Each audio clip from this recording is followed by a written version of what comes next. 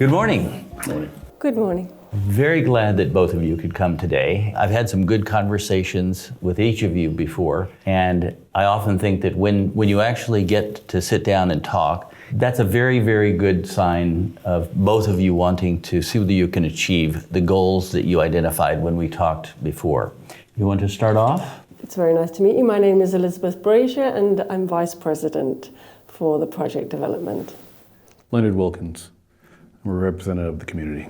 So before we begin, I'd like to just go over the background of what we're doing today, a little bit about the process.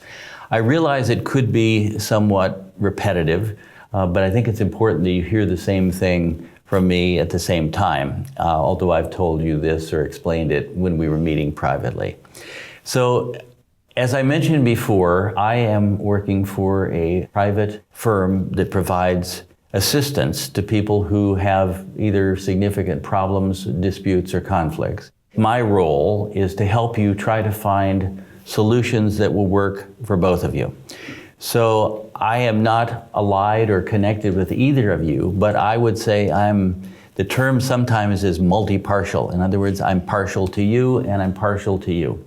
I'm trying my best to try to help you find solutions that will work. So the mediation process, sometimes it's also called facilitation process, is a forum, a place where you can sit and talk.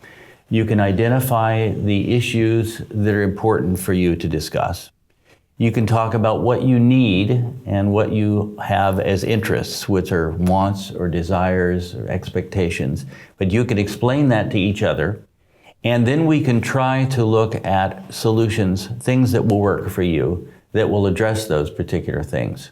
In the process, I will, for the most part, probably stay out of the substance. In other words, I certainly won't tell you what to do. I might, if there's an area that I think might be helpful, I might make one or two suggestions.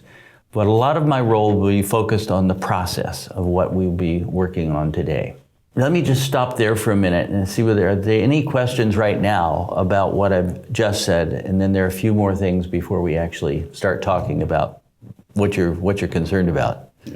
Any other questions? No, I'm fine at the moment, No. thank you. Okay. There may be a time when I would like to meet with each of you separately, and that what I wanted to just be clear at the beginning, that if I do that, it's not because I'm out making a deal. It may be if you need time to just gather yourself, time to consider what's at the table, time to develop a proposal to bring back to us. I may ask you to meet separately, and if I meet separately with one of you, I'll meet separately with the other. This also relates to confidentiality, that although we could have had this meeting with a lot of the community members here and some of the executives from the company, we discussed earlier that what we would do is have you as representatives, and then you'd be able to check back with your community members and your colleagues if we need to. My assumption is that you have some authority here, that if we come to a point where we've developed some solutions that are workable, that you probably could reach an agreement here. Is that an accurate assumption? That's correct. Yes. All right. The meeting itself here when we're together is confidential, which means that I won't go and talk with people outside about what either you said, or I can talk generally about what you did, but I will never attribute anything to either of you. Obviously, it would be helpful for a period of time of these talks, if we have multiple meetings, that you maintain to some degree confidentiality. You obviously have to go back and talk to some of your community members, but it would be very helpful if you did not talk with the press while we are doing this, and that if you can agree to that confidentiality, it will be very helpful. Yes, absolutely. Let's talk a little bit about how we talk. And whenever we're discussing things like this, it's helpful to have some guidelines about how we talk. Do you have suggestions about what would be helpful to each of you to have good, open, and productive conversations with each other? Is there anything that you could suggest as essentially a meeting guideline that would be helpful to everyone? Well, I think it's clear that we have both our interests at heart, and we're both here to represent the company, you, your community. And I think as long as we are clear that we are the representatives for what we think is correct procedure, I think that we can have a very open discussion about how we can move forward in a positive kind of way. I agree with that. As long as everyone's being heard, then I have no problem with it. Okay, so basically represent views and to be heard. Yes. Others? The big things for me is being heard, because a lot's been done without a consultation, and we want our views to be heard and respected. So So it's important that the company hear what Yes. the community is concerned, and also it sounds like respected. yes. It's important to note that I think you can be respectful and not necessarily agree, Yes. but it is basically respected behavior. What would that look like? What is it if it's respected behavior? Well, not dismissing any of our traditions, any of our cultures, or how we live, Okay. and understanding the human aspect. It's not Okay. just dollars and cents sometimes. Okay, that's an important piece. And that probably goes both ways. I mean, it's the human aspect for the company, the people who are there, the people in the community, and also be respectful for the particular issues and concerns that each of you have. I assume that you're here in what we call good faith, which means that you'll put forth the best effort you can to try to find solutions that will work for you. I'd like to believe I'm sitting on the same side of the table of both of you at the same time. Hard to do sometimes, but that will be the goal. So let me talk about the process that we go through, and then I want you to start talking about the issues. At this point, what I'd like to do is to have you do sort of an opening broadly about some of the things that are important to you and that you want to discuss. Once we've gone through that, there'll be some time for questions and answers so that both of you are clear what we're working on. And you can ask each other the questions, and I will do the same, but hold off until you've heard from each of you. And then what we'll do is we'll try to decide which issues you'd like to talk about first. I think if we made some progress on, both of you would be able to go back to your community, you'd be able to go back to the company and say, we've made some good steps forward, and these are either agreements that we've reached or tentative things that we need to discuss, and then we'll come back and talk about them some more. So my expectation is by the end of this session, ideally we'll have a broad understanding of what we're doing, and second, we will have picked several issues. We will have examined those issues to find out what's important to you, what is it that you are concerned about, worried. Sometimes we use the word interest, which is what is it that you'd like to get out of some kind of agreement. Ideally, we will have generated some solutions, tested them out, and seeing whether we can find some things that work. When we begin, the question is always, who do you start with? And I think since the community has been the one that has raised a lot of these issues, I would like to have them start, and the company has agreed that if the community will start, that would be fine with them. I'd like you to talk generally, because I know this is really important to the community. Yeah. Well, we're a community around 4,000 people. My family, we've been here for at least 6-7 generations. We're cattle ranchers. We love our land. It's a very special community that we have here, where everybody's looking out for each other, and it's beautiful. We're just scared that big companies come in, buy land, set up shop, bring in all these strangers. So many farm workers aren't able to work anymore because the owner of the land has sold it. I'm sorry. It's hard. It's very hard seeing lives and families destroyed. Like women who would go and work in the fields and sell the produce and everything, they are out of work because now those fields aren't there for them to work on. Generational wealth, which was trying to be developed, it's lost because now some people who have sold the land, they didn't realize what they're denying their children. It's just very tricky because we weren't consulted. Just because we're not recognized, it doesn't mean we're not here. we're stuck between a rock and a hard place. There's a company with the lawyers, but this is the truth, with their lawyers and with all their bureaucracy coming in, making deals with the government, and we're not even part of that. So let me see whether I can summarize that. You're concerned about the beauty of this place and that historic connections and the lifestyle that you've had before. There have been changes, and you expect that there will be changes. So the question is, how do you address some of those things? And this involves probably some of the land has been lost, or the use of that land has been lost. It also sounds like you're concerned about the economic impact that having foreign workers, foreign meaning they're not necessarily from outside of the country, but they're outside of this district, that they come in and they earn more money than locals do, which means prices often go up.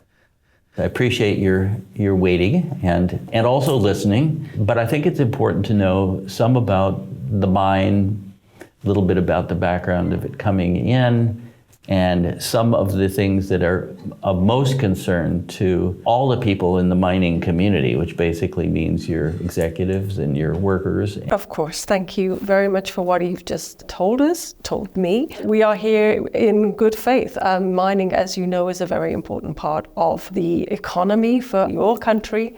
And we feel that we have a lot of benefits to bring to your community as well. We understand that it means a lot of change, but change is hugely important when we're looking at the bigger picture.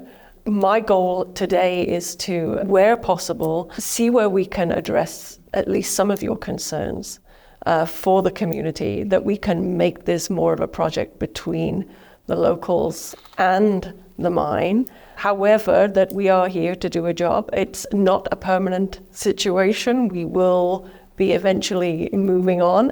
We hope many benefits that we can bring to the community as well.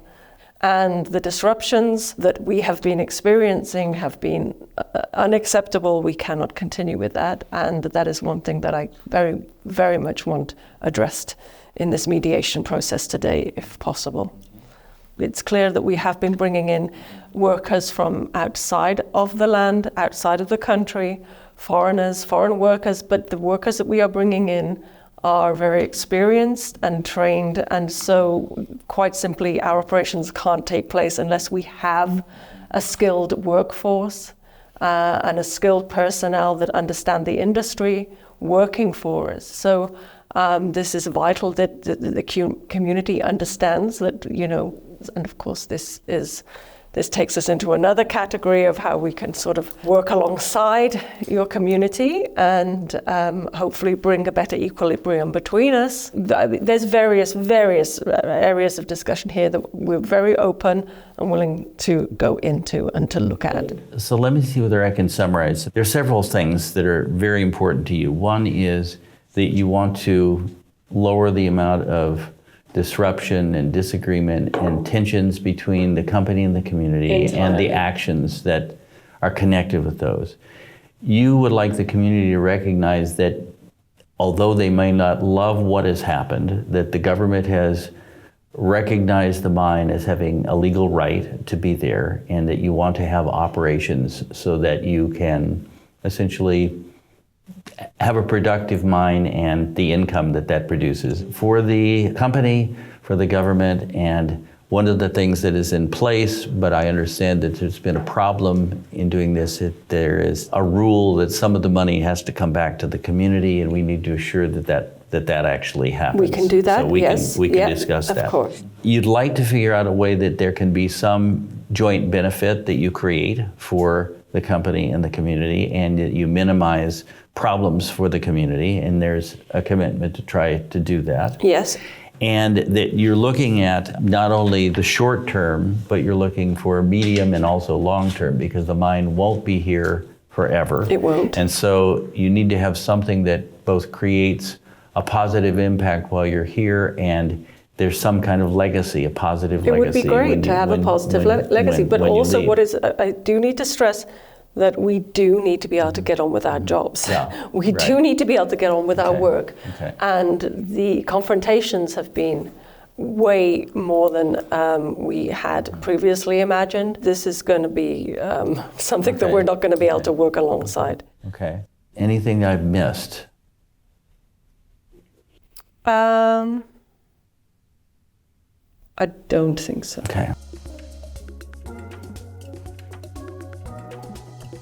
Well, thank you very much for your opening comments and sharing a bit about your views about where we should go and the kinds of things that we should discuss. When we took the break, I wrote down some of your ideas and have created an agenda, which I'll show you in just a minute. And so what I would like to do is to see whether this is what you really want to talk about, and we'll also talk some about the sequence that we might do that. So here is the agenda, and we have to have the topics that you want to discuss that you think are important. And I may or may not have gotten them correctly, but these are the things that I think that you mentioned. One is hiring, and there are some ways to approach hiring, and I put some subtopics underneath that, and they may be different, but one is, are there any principles that are important for you in hiring? The types of jobs that might be appropriate. And I know that one of the things you're concerned about, the principles, has to do with local versus people from outside.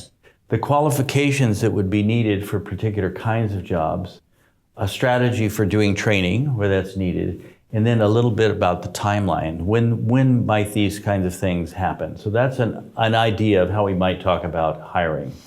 So these are some of the things that you mentioned, and I wondered, have you thought of either any additional things that we should put in here or clarifications? And then what we can do is also talk a little bit about the sequence of discussing them.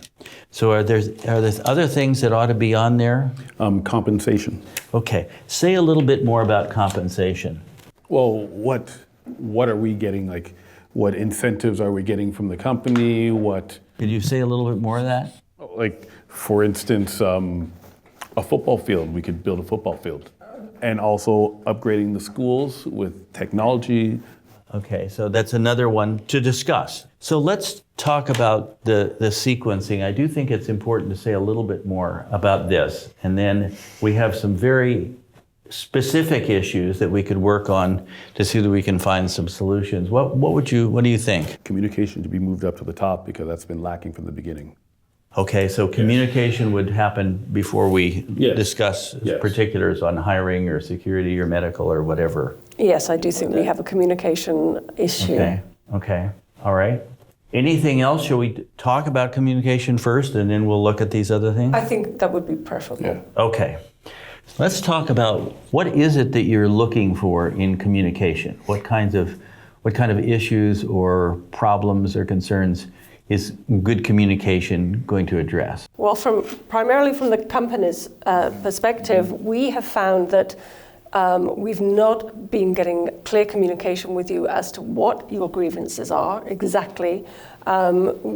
Obviously, you have many, and they are mostly being demonstrated in forms of protest and similar behavior. We have been sending written communication to the local government and what have you, perhaps that hasn't been fairly shared with the local community members. So, Well, that we actually get approached. Again, you said you sent it to the government, but we're not the government. We are a community, and we're not receiving that. And you plow through, and that's what we feel has been going on. We want more transparency. We want written reports, and so we can eliminate false information and have actual validable facts that can be checked and followed through. Also, what we would like to have is we want a town hall every 3 to 4 months, so that we have a liaison from the company and communicating with the community, so we know what's going on from the horse's mouth and not through second means of channel. So one of the questions is, there's a general way of trying to focus on a particular problem, and is what is needed, when is it needed, where does it go, and how do you do it? So one of the questions, what is needed, you're saying that the community needs to have some way to raise their concerns, have them explained or shared with the company, and the company getting a response back to you Yes. about the concern. And it can be done by town halls. It can be done by a lot of other ways. We can talk about one of the ways. But I think that the key is that you want to get this information both directions about what you want. You're saying that some of it is important that it be in written form, Yes. so that you get that. It has to go directly to the community as opposed to through the local government. And we know that sometimes children play a game called telephone, where one person whispers something and it goes around, everyone whispers it, and by the time it gets back to the first person, it doesn't sound anything like what the first person said. So we want to avoid that kind of communication, so that there is some kind of direct forum. So here are several things, okay? What is, you want information and you want grievances. If there is a grievance, there's a mechanism to raise that and have a response. And that what is wanted by the company is clarity, which I assume the community also wants those things. Yes. There needs to be some kind of local community contact as opposed to... In an official capacity. In an official, okay. That's an official one. Okay. We haven't talked a little bit other than what you talked about, this town hall, and if there was a town hall or if there's some kind of communication, how frequently that happens. And we can talk about that in a minute. And then how? What's the form? Some of it can be oral, but some of it could be written. But the question is, what is it that you particularly need to address the specific issue? Let's talk about this, the local community contact. Who might that be? And is it an individual? Is it a local community committee? Is it something else?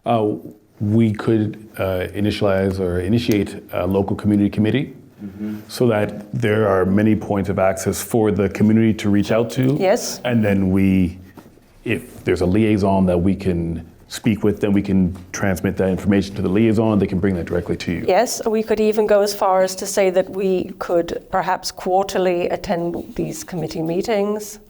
And I would suggest that in advance of that, we could send a written report each time we feel like there is a significant update that needs to be shared with the community. I think that'd be very beneficial, because then Yes. at least it shows some transparency, and then we can relay that information to the community. Yes. But regarding the town hall, this is really an option that I think would be shut down quite quickly if I was to take that back. We feel that we do not want to give too much opportunity to have free-for-alls with people expressing their opinions and their thoughts, and this can become quite disruptive. Certainly nothing that would help with the maintenance of our company profile. I hope you can understand that that is not really the background that we come from. Here's some things that you've mentioned. One is you want a local community contact that's official, that they are the ones who really do represent the community. Yes, please. And what you said is that you would appoint a committee, so it's several people, and actually this is best practices for communication between companies and communities. You have multiple contact points, so the people in the community can go out and talk to a particular person they're comfortable with, or will be able to articulate their concerns, raise the concern of the company. When you suggested you could have quarterly meetings, we haven't decided what is that quarterly meeting, but there would be some kind of formal meeting every quarter to either relay information, ask questions, and so forth. We'll separate out the grievance for a minute, because that's something else. And then how, you can have a forum. It could be either an oral presentation or written reports. You could have written reports for updates, either before a committee meeting, or if you decide to do some kind of town hall, this is still open. You'd have a written report maybe beforehand so that people would have an idea, and then they'd be able to respond. So those are some things that you've mentioned. Are these things that you can either like, or you can live with as ways that you'd move forward on communications? I mean, many people may be a little disgruntled that we can't have town halls, but if we have the committee, I'm sure we can persuade them that it is a way to move forward, and we could get them on board with that. By sending you written reports, updates, it's not just of what we're doing that possibly may aggrieve you, as opposed to bringing forward, positives too, which you can then put into discussion with the community, and then by us coming along, sending representatives to your meetings, we can develop the positives as well as address the negatives. Mm-hmm. So what we've talked about so far, and this is quarterly committee meetings that involve the company and the community. So these are joint meetings. If we do some of these things, would that begin to address some of the community things, with the exception of grievance, because grievances are different? These things will deal with either information exchange, both directions, and it will deal with questions and answers, or a question that the company has to go back and focus on. But it's mostly information and questions. So would this help address that concern? And if it is, then we can also talk about what the next steps are for looking at grievances. That would alleviate a lot of the concern. It will instill a little bit more trust, and I believe that will be extremely helpful for the community. Please note, however, that however open these communication channels are, and we will endeavor to be more upfront with our information relaying, etc. Communication and decision making are not the same thing, and I think it's really important that we stress this, that often we will still be proceeding with our plans. So what you're looking at is that input is different than making the decision, and that on many instances, the mind will have the final decision-making authority. Right now, it's Monday, so can we suggest that by Friday, each of you communicate back and forth who's the point of contact for if there is anything that's between these quarterly meetings, or a meeting that might be called as needed in between, and it's different than probably a crisis meeting or an extra special meeting, but this is the contact, okay? Perfect. Okay, thank you. Fine. Okay, I think we should take a break, and then we'll come back and maybe look at some of the other issues that you've raised on the agenda and see that we can make some progress there. Sounds like a good idea. Okay? Thank you.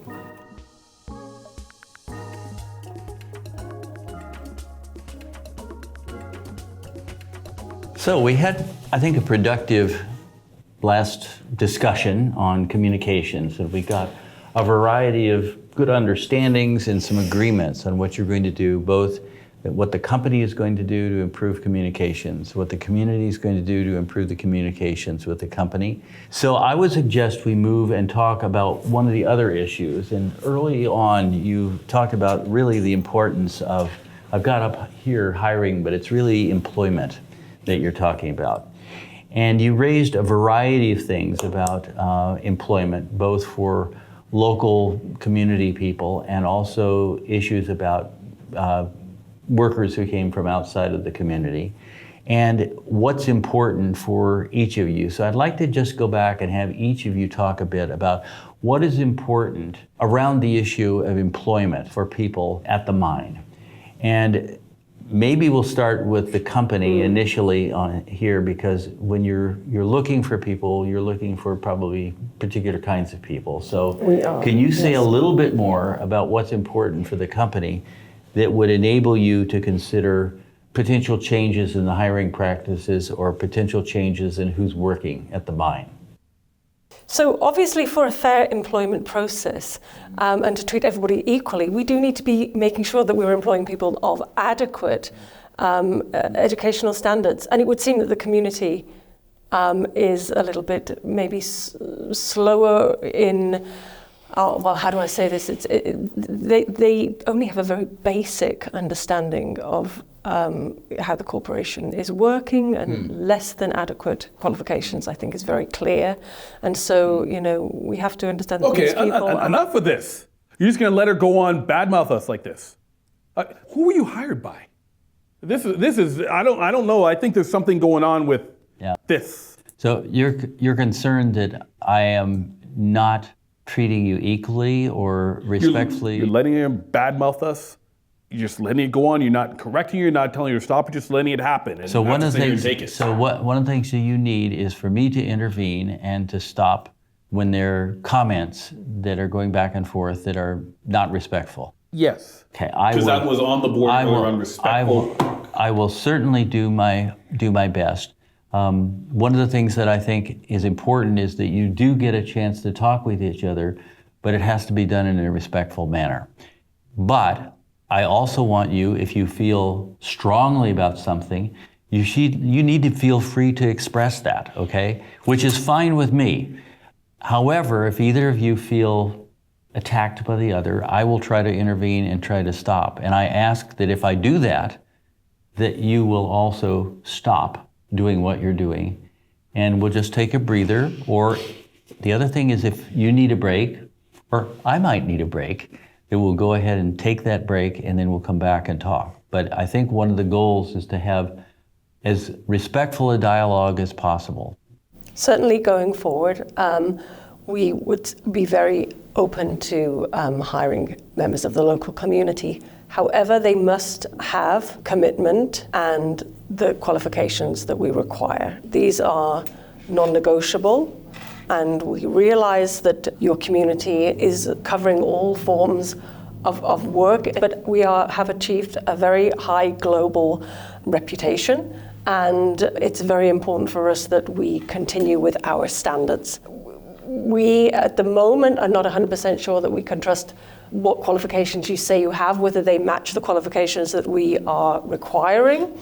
And as open as we are, we still need to feel that we are being taken very seriously on this. There are very high levels of ability required, certainly for our specialist engineers, our machine operators, a lot of our management team. We have chemical specialists, and these jobs cannot just be filled by, enthusiastic amateurs. So let's hear from the community. What's important to you about the employment issues here? The employment issues, the employment benefits the community. If our community isn't working, and then it will kill our community. Yes. And now we're not saying that you will take a farmhand and make them CEO.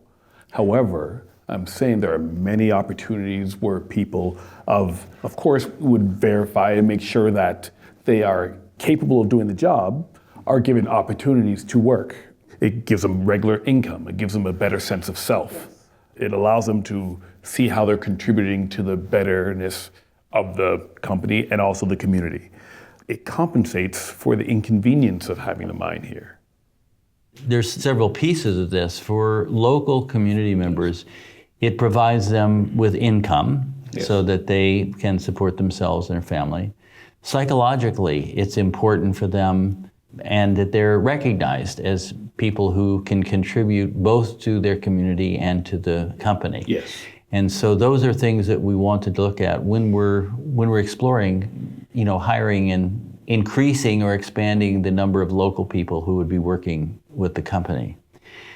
So let's look a little bit about some of the types of jobs and some of the interests that you have, or concerns you have about types of jobs where community members might want to work. And you were saying you're not expecting someone to become the CEO if they don't have that kind of background. But let's look at the types of jobs.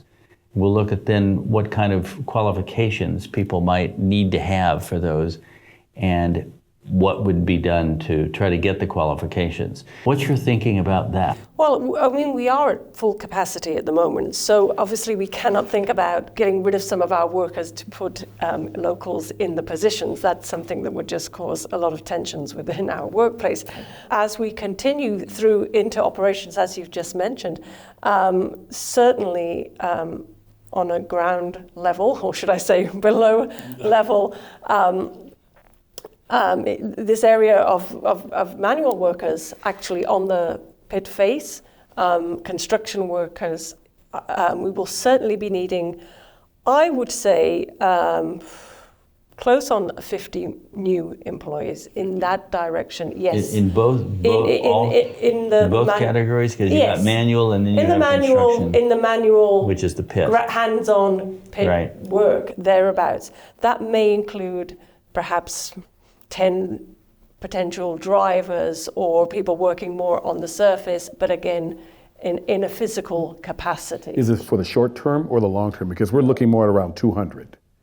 It's only 5% of our community, but 200 people working in the mines. Then it allows integration of the workers who you're bringing in to the community, and also it allows our community to see that an actual effort is being made to help with the survival of the community. As we continue with the excavation of the mine, of course, this is going to the number of workers will most likely increase. It's hard to say at this present moment, but that is something we predict. It's up to you, because to some extent, the timing depends upon you identifying people, getting those people to you going through a hiring process, and then actually bringing them on. And the timing is also dependent upon when you need them. Yes. So the sooner you do this, the better. And that we need to educate people that because they have been recommended by you does not mean that they're automatically getting jobs. Exactly. But this is a first step. Well, we've had some good and I think some productive talks over this last period of time, and I think we've gotten some significant agreements on several areas. One was the communications, both ways to improve two-way communication, the forums where you're going to do that, some of the timing, the formats, whether you're going to be oral or written. And it will provide an opportunity for the exchange of information two ways, one from the community to the company about either requests for information or asking questions per se, and for the company to get information from the community about what the community is concerned about.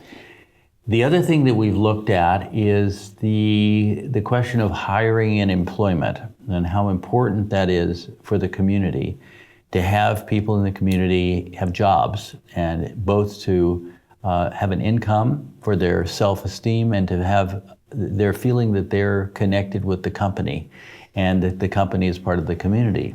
And the company's agreed that you will provide certain kinds of jobs to local community people. We looked at both short-term employment, not the length of time, but how rapidly this would happen, somewhere between 3 and 6 months, and looking at different kinds of jobs that would become open based upon current skills that people in the community have. So we've looked at some short-term employment in the areas of manual labor, administrative, secretarial, drivers, and things like that. We looked at longer-term hiring issues, which were ones that would probably require additional training. The local community has agreed to set up a committee which would essentially look at potential candidates who would like to work for the company. You will look at their qualifications, their character, and this would be a way to essentially have some kind of an employment record, and then you would make referrals to the company. And those people would go through the normal hiring process, and that hiring, there will be priority of local people if they're qualified to do the job, so that it will not be hiring people from outside. So the local candidates essentially will have a special criteria for them, because it's important that community people be able to work in the mine, and the mine have local community people working there. So those were, I think, the majority of things that we looked at. I missed something that I might have missed in the summary of what we're doing. No, I think you covered We'll be everything. meeting again, probably maybe next week. We can talk about what time is available, and that we'll be looking at some of the other issues that you've raised. We'll be looking at essentially security needs of the mine and how that relates to employment of local people, and what kind of qualifications, what kind of training and stuff, the other things might be needed to address the need for the mine for security, and how that relates to hiring local people. So those are the things that I think that we've talked about today, and I hope that we'll continue to have productive discussions as we go. And if you have concerns between now and the next meeting, please feel free to contact me. And if you think of other issues or topics that we need to discuss, or if you go back and talk with your community members, and you talk with your colleagues in the company, and they have either concerns or issues or things they want discussed, give me a heads up. I will also be in contact with you to work on developing the agenda for our next meeting, so we'll have one when we come in. So I'll give you a call, and I probably will go out and meet you at the community, and we'll figure out a way that we can get your input so that it's your agenda. So thank you so much for coming again. I appreciate it. Thank you for your involvement and time and commitment. I know this is not always easy to schedule this amount of time and energy, but it's been very helpful for me to hear you and to have you get a chance to talk. Super helpful. Thank you so very much. Okay. Thank you. Well, thanks again. I'll see you next time. Yes. I hope you have a good rest of your week, and Thank you so much. you get to do all of your homework, meeting with your colleagues and your committees, and getting ready for our next session. Thank you, and thank you very much. Thank you very much. Take care. Thank you. I'll see you next time.